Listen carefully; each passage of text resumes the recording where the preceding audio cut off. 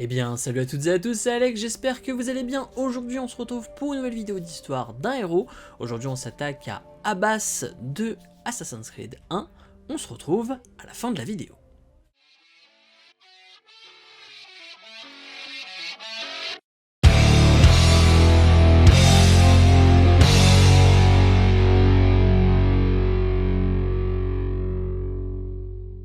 Abbas Sofyan était un assassin syrien lors de la troisième croisade et mentor de la confrérie levantine de 1227 jusqu'à sa mort en 1247. Son règne fut une période de déclin où la confrérie était rongée par la corruption de son mentor et où le credo n'était plus vraiment respecté. Abbas Sofyan naquit à Masyaf en Syrie en 1166. Il était le fils d'Ahmad Sofyan, membre de la confrérie des assassins. Abbas passa les 10 premières années de sa vie vivant avec son père jusqu'en 1176. Cette année-là, durant le siège de Masyaf par les Sarrasins, son père fut capturé par ces derniers, avoua sous la torture. Kumar ibn Lahad, père d'Altaïr ibn Lahad, était l'homme qui avait assassiné un noble sarrasin durant le siège. Ahmad fut relâché et Umar exécuté, ce dernier se rendant pour que son frère puisse vivre. Ahmad regretta par la suite cette dénonciation. Les remords conduisirent Ahmad au suicide qui se trancha la gorge devant le jeune Altaïr. On laissa croire à Abbas que son père avait quitté la confrérie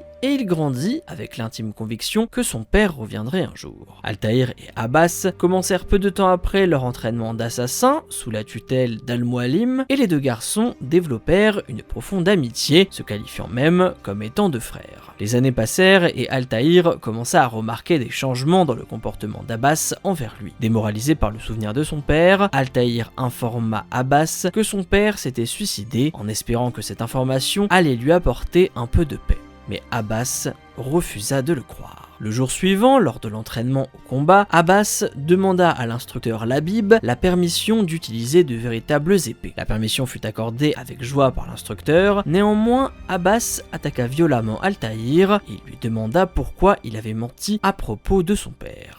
Abbas et Altaïr furent donc punis durant 1 mois à la suite de cet épisode et l'apprentissage d'Abbas fut prolongé d'1 année sous les ordres d'Al-Mualim, bien déterminé à punir ce manque de sang-froid de la part du jeune Abbas. Après ces événements, l'amitié qu'il y avait entre Altaïr et Abbas n'existait plus et à ses 23 ans, Masyaf fut attaqué par des croisés templiers dirigés par Arras, un apprenti assassin sous couverture qui avait trahi la confrérie. Abbas se joignit aux autres assassins afin de repousser les Templiers. Durant la bataille, Abbas croisa Altaïr et lui dit qu'il fallait se replier et qu'il était trop tard pour Al-Mualim, qui était alors pris en otage. Altaïr donna alors différents ordres à Abbas que ce dernier suivit avec peu d'enthousiasme. Il était néanmoins obligé d'obéir car Altaïr avait un rang plus élevé que lui. Altaïr réussit à sauver Al-Mualim et fut nommé au rang de maître assassin en récompense de son succès. Abbas, guidé par sa haine et sa jalousie, cracha aux pieds d'Altaïr. Altaïr et les autres lui ricanèrent au nez. Ce fut le premier signe de l'arrogance du jeune maître assassin qui allait nourrir la haine d'Abbas envers lui durant de longues années. Plus tard, Abbas se servit de la pomme pour trahir les assassins et pour contrôler l'esprit de ceux présents à Masyaf. En découvrant les liens de son mentor avec les Templiers, Altaïr le tua.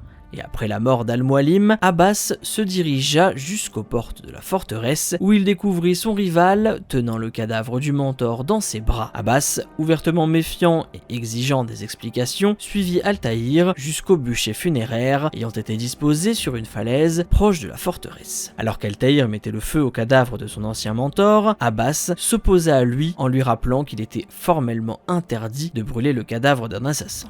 Altaïr lui répondit qu'il ne fallait donner aucune chance à ce dernier de revenir, qu'il fallait donc brûler son corps à tout prix. Fou de rage, Abbas poussa Altaïr dans le vide et vola la pomme, le laissant en proie à des confrères assassins perturbés. Pendant qu'Altaïr devait faire face à de nombreux assassins en colère, Abbas grimpa au sommet d'une tour de garde et tenta de se servir de la pomme tout en regardant la guerre civile qu'il venait de créer. Il ne put résister à la tentation et il l'activa. Néanmoins, l'esprit d'Abbas étant trop faible pour assumer les conséquences de ses actes, la pomme commença à drainer la vie de ce dernier. Heureusement, Altaïr parvient à grimper au sommet de la tour et sauva Abbas.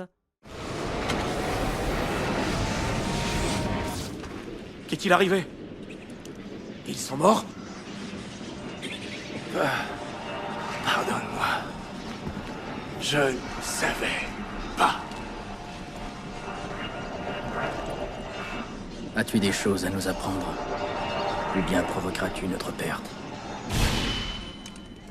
Plus le temps passait et plus Altaïr gagna la confiance des autres assassins. En conséquence, il fut nommé mentor de la confrérie aux grandes dames d'Abbas et sa haine envers Altaïr ne cessa alors de croître. Abbas continua de servir l'ordre des assassins durant de nombreuses années et ce même si le nouveau mentor de la confrérie était son ennemi juré. Néanmoins, après le départ d'Altaïr vers l'est en 1217, Abbas commença à réunir du monde autour de lui afin de renverser le nouveau mentor, Malik al-Saïf. En 1225, Abbas débuta son coup d'état au sein de la confrérie. Il ordonna à Swami, un de ses apprentis faibles d'esprit, d'assassiner Sef ibn Lahad, le plus jeune fils d'Altaïr, et accusa Malik de ce meurtre. En conséquence, Malik fut immédiatement emprisonné. Sans véritable chef, un conseil fut créé pour diriger la confrérie en accord avec les principes de l'ordre.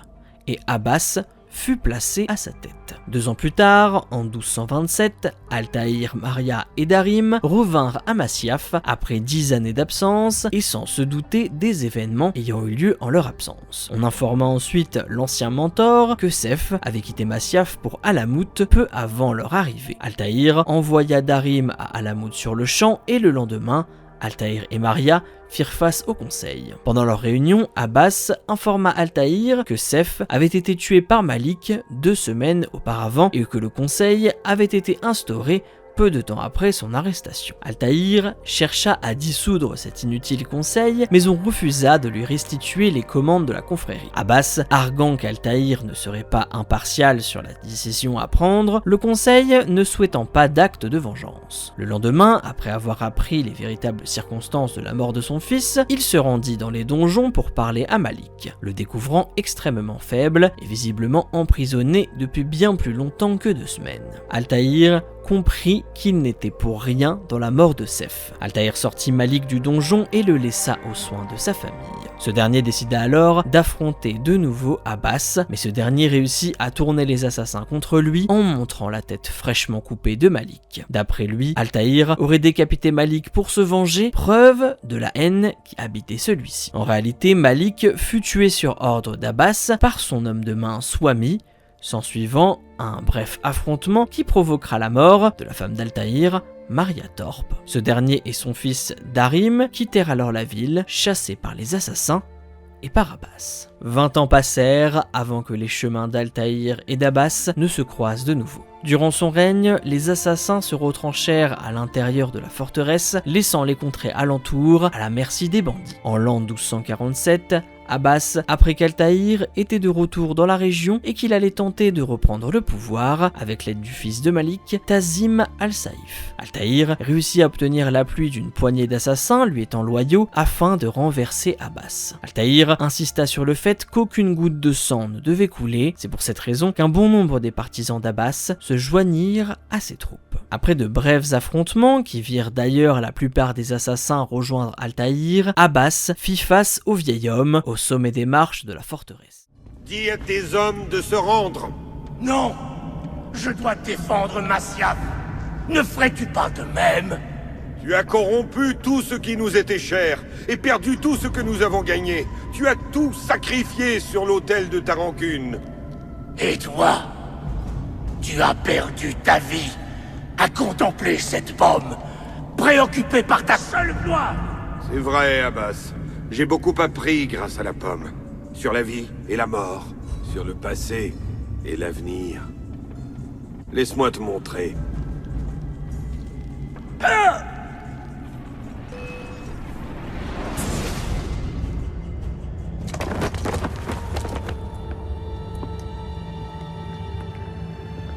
Je te haïrai toujours, Altaïr. Pour tes mensonges sur ma famille, sur mon père, les humiliations que j'ai subies. J'ai dit la vérité, Abbas. J'avais 10 ans quand ton père s'est présenté à moi. Il était en larmes. Il m'a supplié de le pardonner d'avoir trahi ma famille. Puis il s'est tranché la gorge. J'ai regardé son sang couler à mes pieds. Jamais je n'oublierai cette image. Non! Mais ce n'était pas un lâche, Abbas. Il a racheté son honneur. J'espère qu'une autre vie nous attend. Je le reverrai, et je saurai enfin la vérité sur sa mort. Et quand ton heure viendra, nous te trouverons. Et le doute fera place à la certitude. En 2013, Abstergo Entertainment cherchait à utiliser Abbas pour sa propagande, le considérant comme un meilleur protagoniste que qu'Altaïr. Ils entamèrent des recherches pour trouver certains de ses descendants. Abbas était étroit d'esprit et était néanmoins extrêmement obstiné et déterminé. Il avait un sens de l'honneur très développé, c'est pour cette raison qu'il refusait d'ailleurs d'admettre le suicide de son père. Il pouvait devenir très agressif si jamais quelqu'un remettait en question son honneur, ce fut d'ailleurs le cas d'Altaïr qui lui avoua le suicide de son père. Cet événement brisa l'amitié que se portaient mutuellement les deux hommes. Il avait néanmoins un très grand respect et une grande loyauté pour la confrérie des assassins. Nonobstant ce respect, il était tout à fait prêt à détourner les règles de la confrérie afin de servir ses propres intérêts. Après la mort d'Al-Mualim, Abbas accusa violemment Altaïr de ne pas respecter les règles de la confrérie en brûlant le corps du vieil homme. Dès que les assassins ont commencé à douter d'Altaïr, Abbas tenta de garder la pomme pour lui seul. Malgré son statut de mentor, il n'était pas fait pour diriger les assassins, et tout ce qu'il désirait était le pouvoir. Son désir de pouvoir corrompait la confrérie. J'espère que la vidéo vous aura plu, n'hésitez pas à liker, partager, vous abonner, n'hésitez pas à me suivre sur les réseaux sociaux. On se retrouve à la prochaine pour une autre histoire. C'était Alex, peace.